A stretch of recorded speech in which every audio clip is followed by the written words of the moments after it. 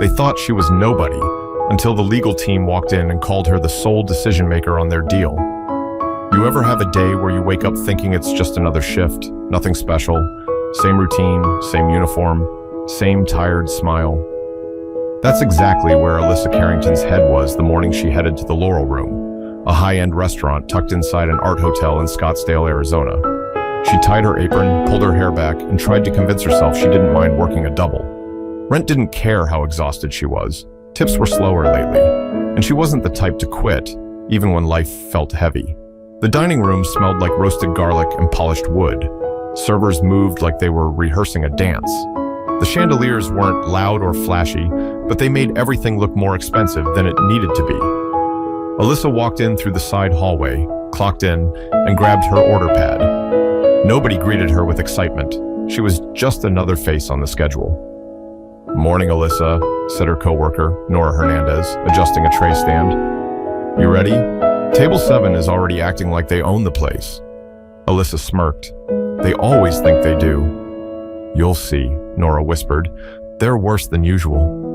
Alyssa didn't think much of it. Wealthy groups came in often, men in tailored jackets, women with diamonds that caught the light every time they lifted a fork. People who spoke to staff like they were ordering furniture to move itself. She had dealt with all kinds. You learned to swallow reactions when tips determined groceries. Still, something felt different as she approached table 7. 4 executives in sharp suits sat around a stack of documents and tablets. Their voices were clipped, like every minute mattered more than the air around them. Alyssa stayed polite and steady. "Good afternoon," she said. "My name's Alyssa. I'll be taking care of you today. Can I start you with sparkling water still or something else?" One of the men didn't look up. Another waved his hand as if she were blocking his sunlight. "We'll need a bottle of the Cabernet Reserve," said the oldest one, his silver watch catching her eye. "And hurry, we're on a schedule." Alyssa wrote it down. "Of course, I'll bring that right out." As she walked away, she heard one of them mutter, not even trying to hide it. "Service staff gets slower every year." The others chuckled. Not loud, but loud enough. Alyssa kept her composure. She always did. That was her strength, never giving anyone the satisfaction of seeing her bothered. She picked up the wine, checked the label twice, and returned to the table with steady hands. "Would you like me to open it here?" she asked. "Or would you prefer it sent to the side station first?" The man with the silver watch finally looked up. His eyes scanned her like she was an object on a shelf. "Here," he said, "and don't fumble it." Nora watched from across the room, ready to jump in if needed. The cork slid smoothly, no slip, no mistake. Alyssa poured a small taste for approval, just like she had done hundreds of times before, but he didn't even sip it before waving her on. "Pour for everyone." The conversation at the table continued, sharper now. "We can't afford mistakes," one executive said. "The board wants signatures today," another added. Alyssa didn't know what deal they were discussing, but their stack of papers looked serious. She poured carefully, evenly, then stepped back. "Let me know if you need anything else," she said. This time, nobody acknowledged her at all, not even a nod. She walked away, and for a moment, she wondered why people with so much treated others with so little. She didn't complain. She didn't tell anyone she was tired. She didn't mention the phone call she had received weeks earlier, one that changed everything, even though she hadn't told a soul. If someone had told her that within the next hour, those same executives would be begging for her attention, she would have laughed. It sounded impossible, ridiculous, like something that happened in movies, not real life. But she had no idea the papers on that table had her family name printed on them, and she had no idea those men were about to humiliate the person whose approval they desperately needed. But the shift was only beginning, and the first crack in their arrogance was seconds away. The lunch rush picked up fast, and Alyssa barely had a second to breathe. Plates of seared salmon, truffle pasta, and grilled asparagus slid across the pass. Orders piled up, voices layered over each other. Someone dropped a fork in the kitchen, someone else cursed at the fryer, and the manager pretended everything was smooth. Alyssa moved through it all with quiet focus, but table 7 kept pulling her attention like a stone in her shoe. When she returned to check on them, the man with the silver watch let out a sigh, as if her presence alone inconvenienced him. "We asked for bread 15 minutes ago," he snapped. Alyssa kept her tone level. "I'll bring it right out. I apologize for the delay." Another man leaned back in his chair, glancing at her name tag. "Alyssa," he said slowly, "do you have trouble keeping track of simple requests?" She blinked once. "No, sir, I'll take care of it." Nora passed her near the service station. "What's their problem?" "They're under pressure," Alyssa said, even though she didn't believe pressure excused disrespect. In the kitchen, the chef slid a breadboard toward her. "Table 7 again?" he asked. "Unfortunately." She grabbed the board and returned, setting it down gently. "There you go. Anything else I can get for you right now?" One of the executives raised an eyebrow. "You could start by being faster," he said. "We're handling something larger than your pay grade." Another chimed in, his tone smug. "This deal is worth more than this entire restaurant makes in 10 years. Alyssa didn't react, but she noticed the folder sitting closest to them, a logo. A company name she recognized, not from ads, not from gossip, but from that confusing call she had received from a probate lawyer in Santa Fe, New Mexico. A distant relative she barely remembered, shares transferred, documents pending. Something about her being the final signature holder. She had thought it was some strange clerical error. She hadn't claimed anything yet. She hadn't told anyone. She hadn't even processed it. But seeing the same company name here, at this table, in front of these men, her stomach tightened. Still, she stayed focused. "Let me know if you need refills," she said. She turned to step away, but one of them spoke again. "Actually, yes," the silver watchman said. "More wine, and try not to take all day." She nodded and went to retrieve another bottle, feeling eyes on her from nearby diners who noticed the tone but stayed silent. People always stayed silent. Back at the table, she poured with steady hands. One of the men spoke without looking up. "You know what the problem is with service workers?" he said to his colleagues. "No ambition, no vision, no understanding of the real world." Alyssa heard every word, but she kept her face calm. Another laughed. "She'll be wiping tables while we finalize an $800 million contract. Imagine that." He thought it was funny. They all did. Nora passed again, whispering, "If you need me to switch tables with you, I can talk to management." Alyssa shook her head. "I'm fine. I can handle them." The truth was, she didn't want to avoid the table. Something inside her, something she didn't usually feed, wanted to witness what came next. It wasn't anger. It was something quieter, heavier, something like patience sharpening itself. The men continued reviewing pages, pointing at highlighted paragraphs. Their voices rose and fell with tension. "We can't move ahead without authorization," one said. "The representative is supposed to arrive within the hour," another answered. Silverwatch scoffed. "Whoever they send better be competent. I'm done wasting time today." Alyssa refilled a glass, and a drop of wine slipped down the side of the bottle. Before she could wipe it, Silverwatch leaned back sharply. "Careful," he said. "You're making a mess." She checked the tablecloth, spotless. "I apologize," she said, even though she knew there was nothing to apologize for. The man smirked like he had won something. The room around them carried on. Couples talking, coworkers sharing lunch, tourists taking pictures near the lobby art display. But table 7 felt like a storm cloud in the middle of a sunny sidewalk, and Alyssa stood right beneath it. The documents shifted again, and she saw her family name printed in bold, Carrington Holdings. She felt the air change in her chest. She wondered if they would notice her staring, so she forced herself to look away. She picked up the empty wine bottle and took a step back. She didn't know why she was suddenly nervous. Maybe because the truth was sitting inches from the people who assumed she had no value. Maybe because she knew something they didn't. Maybe because power sometimes waits quietly before it shows itself. But their arrogance was about to get louder, and the moment that pushed everything over the edge was on its way. The tension around table 7 kept tightening, like someone slowly pulling a knot. Alyssa returned with fresh glasses and a calm expression, even though her pulse started to pick up. She placed the clean stemware down one by one, careful and precise.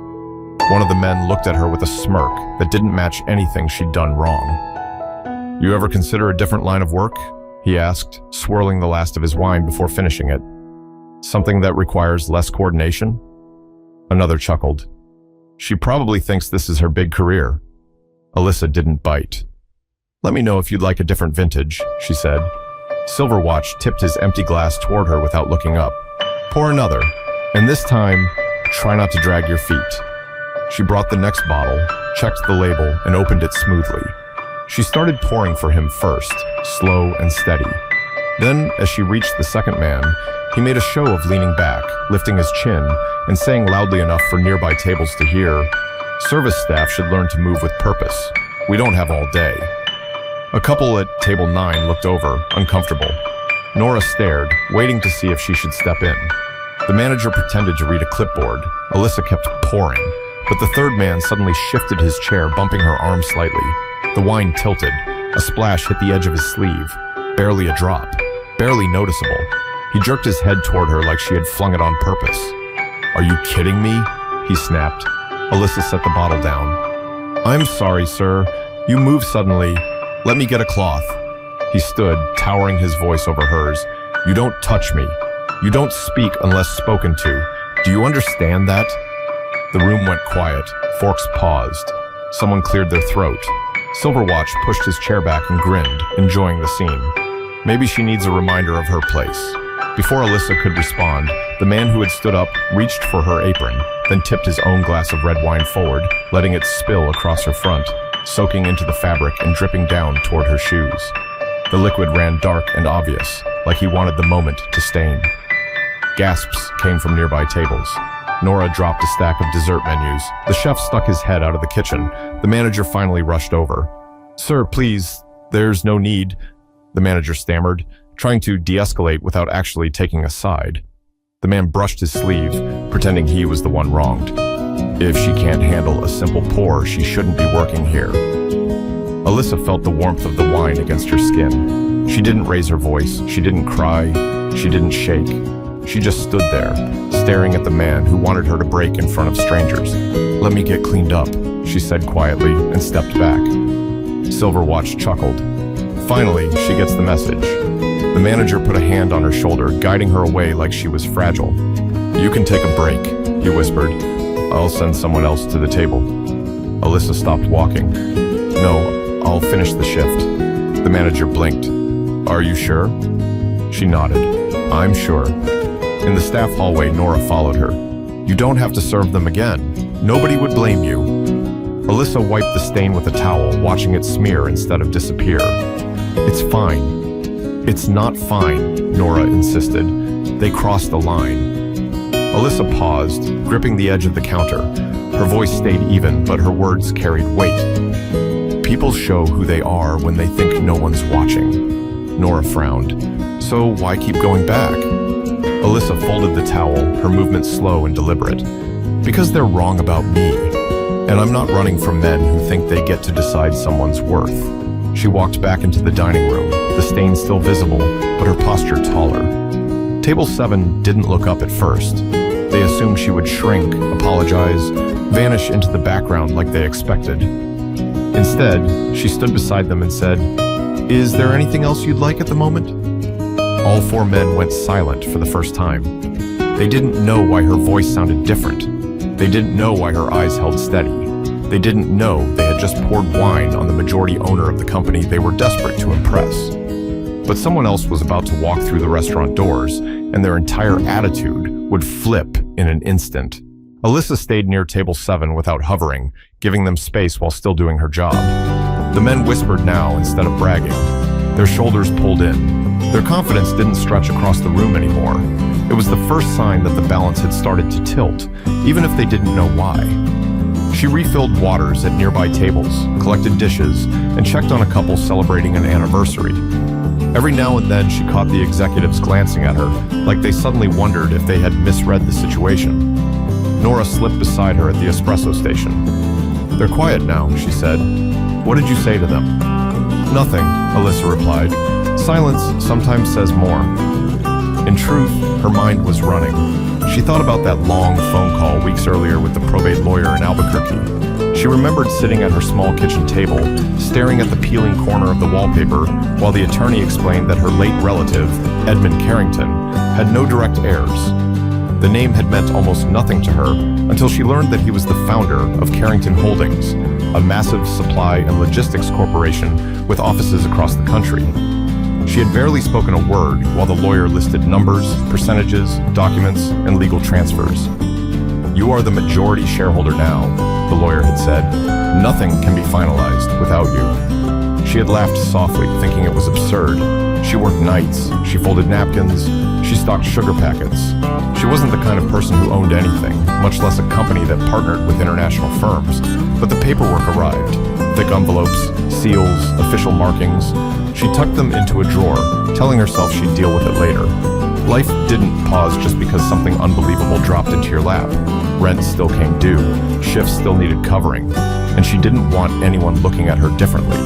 Now here she was, staring at the same company name on documents being passed between men who thought she had no future beyond carrying plates to table numbers printed in brass. The manager approached quietly. "Alyssa, listen, we can comp their appetizers, just to smooth things over." Alyssa looked at him. "Why? They're the ones who crossed the line." The manager shifted his weight. "They're important. They tipped well last time." She held his stare. "So that makes it acceptable?" He didn't answer. He walked away instead. When she returned to the table again, the tone had changed. Silver Watch cleared his throat.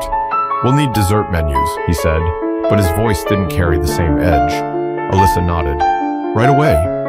Another man adjusted his tie, trying to sound casual. "We didn't mean to be harsh earlier. Tensions are high."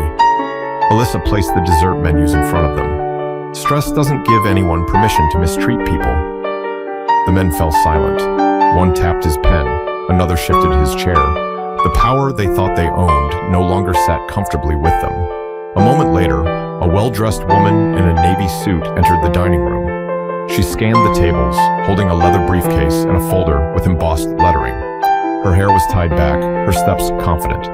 She approached the manager first. "I'm here to meet with the representatives for the Carrington Partnership," she said. "I was told they're at table 7. The manager pointed.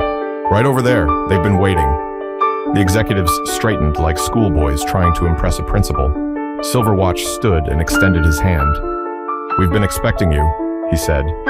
The woman didn't shake his hand. Instead, she looked past him, directly at Alyssa. "Ms. Carrington," she said, voice clear enough for half the restaurant to hear, "we're ready for your authorization whenever you are." The room stilled. Forks paused again. Nora's mouth fell open. Silverwatch turned pale. "I'm sorry. Who?" The woman repeated it without hesitation. "Ms. Alyssa Carrington, majority owner and final signatory." The executives stared at Alyssa, realizing the truth one agonizing inch at a time. Alyssa didn't smile. She didn't gloat. She simply said, "Let's find a quiet place to talk." But the shock on their faces was only the beginning, and the real reversal was still coming. The woman in the navy suit guided Alyssa toward the private meeting room near the back of the restaurant. The executives trailed behind, their confidence gone, their steps slower, their eyes avoiding hers. Nora stood frozen near the espresso machine, watching like she couldn't believe any of it was real. The manager looked between Alyssa and the suited woman, trying to figure out how he had missed something so important. Inside the meeting room, the air felt different. The table was set with polished glasses and folded napkins, but nobody sat right away. The woman placed her briefcase down and opened the folder with practiced movements. "My name is Dana Whitmore," she said. "I'm counsel for Carrington Holdings. Thank you for making time on short notice." Silverwatch tried to regain authority. "There must be a misunderstanding. She works here." Dana didn't blink. "Ms. Carrington is the controlling shareholder. You're here today because your firm requested a partnership with her company." Another executive stepped forward. "We were told the representative would be someone from the board." Dana slid a document across the table. "The board cannot approve anything without Ms. Carrington's signature." Alyssa stood quietly, letting the words hang in the room. She didn't rush to sit. She didn't apologize. She didn't shrink. The men who had dumped wine on her apron now looked like they were trying to shrink into their tailored jackets. Silverwatch cleared his throat again. "Why didn't you say who you were earlier?" Alyssa finally spoke. "Because you never asked. You only assumed." The words landed hard. The men exchanged looks, each hoping someone else would speak first. Dana continued, pulling out more documents. "Your proposal includes a 10-year supply contract, distribution rights, and shared expansion costs. Before Ms. Carrington signs anything, she needs to be comfortable with the people entering the agreement." Another man tried to soften the moment. We didn't mean any disrespect earlier. Emotions were high. Alyssa sat down at the head of the table. Mistreating someone because you think they're beneath you isn't a mistake. It's a choice. The executives lowered their eyes. Dana pointed to a signature line. We can continue if Ms. Carrington is satisfied with the partnership terms and the professionalism of the parties involved. The executives scrambled to adjust their tone. We value this relationship, one said. We respect your leadership, another added, his voice wavering. Alyssa looked at the contract. The papers felt heavy, not because of the legal language, but because of what signing meant. She thought about every shift where people snapped fingers at her, every time someone treated her like she didn't matter, every moment she forced herself to smile just to pay for groceries. She thought about people like Nora, who worked hard without recognition. She thought about how many others were judged based on uniforms, titles, or hourly wages. Silverwatch leaned forward, forcing a smile. If there's anything we can do to show good faith... Alyssa cut him off gently, not harsh, just firm. Good faith starts before you need something. Silence settled again. Dana looked to Alyssa. Would you like time to think before deciding? Alyssa nodded once. Yes, I'll review everything. I'll give you an answer soon. The executives exhaled with relief, assuming soon meant they still had a chance. They stood, trying to behave like respectful professionals now. One extended his hand, but Alyssa didn't take it. Instead, she stood and said, My shift isn't over. I need to return to the dining room. The men looked stunned. You're going back to work? One asked. For now, Alyssa replied. I finish what I start. She walked out of the meeting room with Dana beside her. Nora stared wide-eyed. Was that real? Nora whispered. Alyssa smiled faintly. Very real. The manager rushed over, stumbling over his words. Ms. Alyssa, I didn't know. If I had known, you would have treated me differently? She asked. He swallowed. I don't know. I do, she said softly, then headed back toward the server's station. The stain on her apron had dried, still visible. She didn't hide it. She didn't change. She picked up a tray and returned to work like the world hadn't just shifted around her. But the executives weren't done scrambling yet, and the next move they made would reveal even more about who they really were. The executives regrouped at table 7, speaking in low voices while Alyssa continued serving other guests. Their dessert plates sat untouched, and the air around them felt tight, like they were waiting for a verdict they couldn't influence. One of them kept checking his phone, another tapped a pen against his folder, and Silverwatch stared at the door as if expecting someone to rescue him. Nora leaned toward Alyssa while polishing glasses. They looked terrified. Alyssa kept her tone steady. People get nervous when they lose the control they thought they had. The manager approached again, trying to act supportive. If you want the rest of the shift off, I can. I said I'm fine, Alyssa reminded him. My tables still need me. He backed away, unsure what to do with himself. Then one of the executives stood and walked toward her. His voice was softer now, almost rehearsed. Ms. Carrington, he said, forcing a polite expression, we'd appreciate another chance to discuss the contract. We respect your position. Alyssa looked at him without flinching. Respect isn't real if it only shows up when you need something. He opened his mouth to reply, but had no words. Silverwatch stood next, smoothing his jacket. We truly regret earlier. We misunderstood. If we had known... That's the point, Alyssa said. You shouldn't need to know someone's status to treat them like a human being. The words hit harder than raised voices ever could.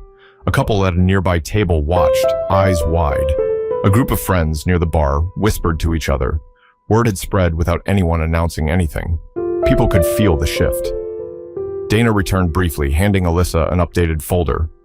These are revised terms for your review. Take your time, she said before leaving again. The executives stared at the packet like it contained their fate. Nora leaned closer. Are you actually thinking about signing with them? Alyssa exhaled slowly. I'm thinking about what it means if I do, and what it means if I don't. She carried a tray of empty dishes back to the kitchen. The chef stopped her. I heard what happened, he said, keeping his voice low. You handled it better than most. Alyssa set the dishes down. Anger doesn't fix anything. The chef nodded. No, but consequences do. When she stepped back into the dining room, the executives stood again, as if they felt obligated. Silverwatch tried a new angle. We're willing to adjust compensation terms. Your leadership is valuable. Alyssa raised an eyebrow. You don't know anything about my leadership. You've only seen me serve lunch. He swallowed hard. Then allow us to learn. It was the closest thing to humility he had shown. Another man stepped forward. We can donate to organizations of your choosing. Community outreach, job programs, whatever you think reflects your priorities. Alyssa paused at that. Not because she trusted them, but because the idea itself mattered. She thought about staff who worked double shifts, people juggling 2 jobs, workers invisible in plain sight. Nora whispered, "You could change things. You could make them do something good." Alyssa didn't smile, but something thoughtful settled behind her eyes. She walked back to table 7 and said, "Sit, all of you." They obeyed immediately, like the ground rules had been rewritten. Alyssa placed her hands on the back of an empty chair. If this partnership moves forward, there will be conditions, real ones. Silver Watch leaned in. "Of course, name them." "First," Alyssa said, "every employee affiliated with this contract on both sides will receive fair treatment and fair pay, no exceptions." They nodded quickly. "Second," she continued, "your executives will complete mandatory workplace conduct training, not the kind people ignore, the kind that requires proof of comprehension." They nodded again, even faster. "And third," she said, "a percentage of the contract value will fund scholarships for workers who want better opportunities. People who've been told they don't belong anywhere but behind a tray." The room was silent.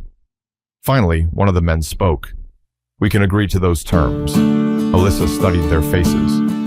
"Not because I'm wealthy, not because you fear losing a deal, but because it's the right thing to do." Silverwatch lowered his eyes. "Yes, we understand." Alyssa didn't confirm anything yet. She gathered the documents and said, "I'll give you my decision after I finish my shift." They looked stunned again. "You mean later today?" one asked. "Yes," she said, "after I'm done working like every other person you overlooked today." She walked away, leaving them sitting straighter, quieter, and unexpectedly reflective. But the final decision would come with a twist they didn't expect, and the whole restaurant would witness it. The afternoon light shifted through the restaurant windows as the last of the lunch crowd finished eating. The noise settled, replaced by quiet conversations and clinking glasses. Alyssa continued bussing tables, refilling drinks, and checking receipts like nothing unusual had happened. But everyone knew something had changed. Even the dishwasher peeked into the dining room more than once, trying to catch pieces of the story. Table 7 stayed seated, waiting, pretending to read through their folders, but glancing at Alyssa every few seconds. Their voices never rose above a whisper now. Their posture had shrunk. Their earlier arrogance had drained out of them like the wine stains drying on Alyssa's apron. Nora stepped beside her at the server station.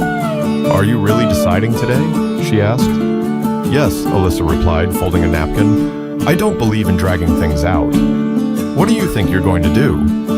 "I'm thinking," Alyssa said, though her expression hinted she already knew. A couple at table 9 motioned for the check, and Alyssa went to help them. The woman at the table smiled warmly. "You handled yourself with grace," she said quietly. Her husband nodded. "My father worked in restaurants his whole life. People forget the hands that serve them." Alyssa thanked them and moved on, but their words stayed with her. Back near table 7, the executives stood when she approached. One cleared his throat. "We're prepared to sign with your conditions," he said. "All of them." Another added quickly, "And we would like to offer our personal apologies for earlier. It was unprofessional, and we regret it." Alyssa looked at each of them. An apology only matters if it comes with change. They nodded, feeling the weight of the words. Dana returned to the room, setting her briefcase down. "If you'd like to finalize now, we can." Alyssa didn't sit right away. She looked at the papers again, thinking not about money, but about meaning. She imagined workers in warehouses being treated better. She imagined scholarships opening doors for people like Nora. She imagined training programs that forced people in power to confront their behavior. Then she imagined signing with men who only changed because they were caught. She raised her eyes. "Before I make this decision, there's something you should understand." The executives waited, tense. "You treated me poorly because you thought I was beneath you," she said. "And if I sign without addressing that fully, then I'm no better than you were." Silverwatch spoke softly. "What do you need from us?" Alyssa gestured toward the dining room. You embarrassed me publicly. You didn't pull me aside. You didn't correct yourselves privately, so the acknowledgement needs to match the harm. The men looked toward the other diners, realizing what she meant. You want us to apologize? Out there? One asked. Alyssa didn't raise her voice. Yes, not dramatic, not loud, just honest. The men looked at each other, weighing pride against consequences. Then slowly, they walked out into the main dining room. Conversations quieted, people watched. Silverwatch stepped forward first. To the staff here, he said, voice steady but humbled, we acted disrespectfully earlier. We spoke down to someone who deserved respect. We apologized to Ms. Carrington and to the employees who saw it happen. A few people in the dining room nodded. Someone at the bar clapped once, not loud, but enough to break a barrier. Alyssa stepped forward with the contract in hand. Thank you, she said. Now I'll sign. Dana placed the document on the counter. Alyssa picked up the pen and wrote her name slowly, clearly, without hesitation. The executives watched, knowing the moment belonged to her, not them. As she handed the signed pages back, she said, this isn't about money. It's about people remembering that titles don't define worth. The executives nodded, and this time, they meant it.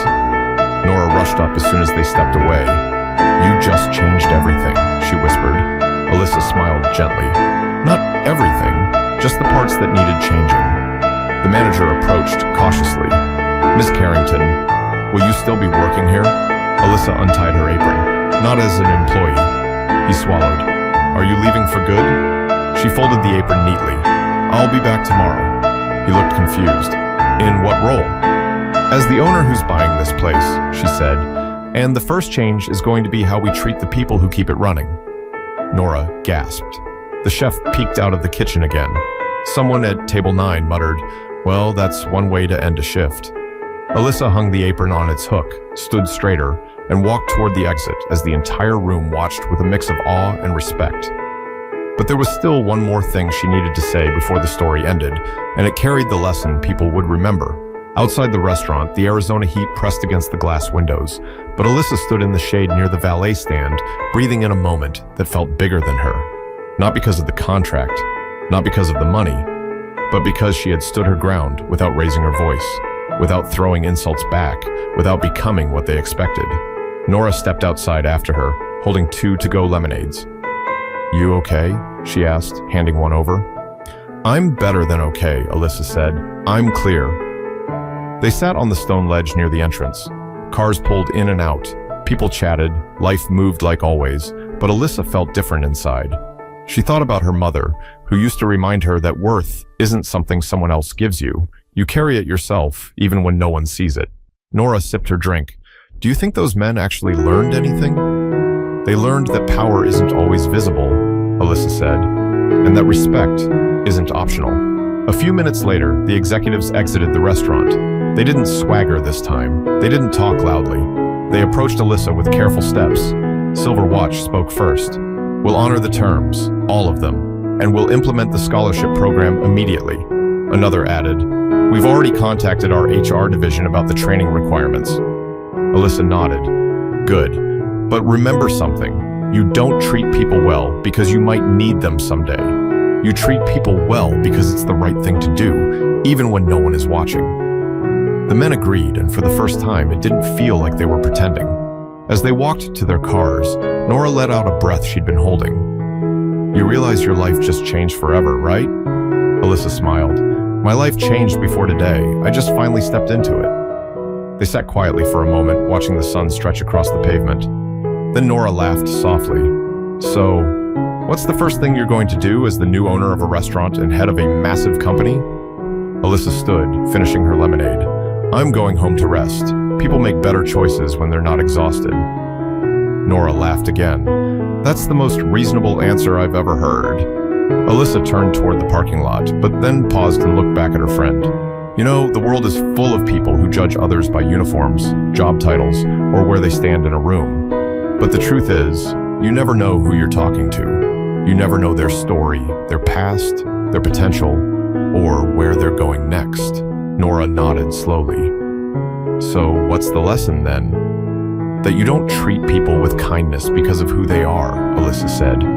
You treat them with kindness because of who you are. The words settled in the warm air.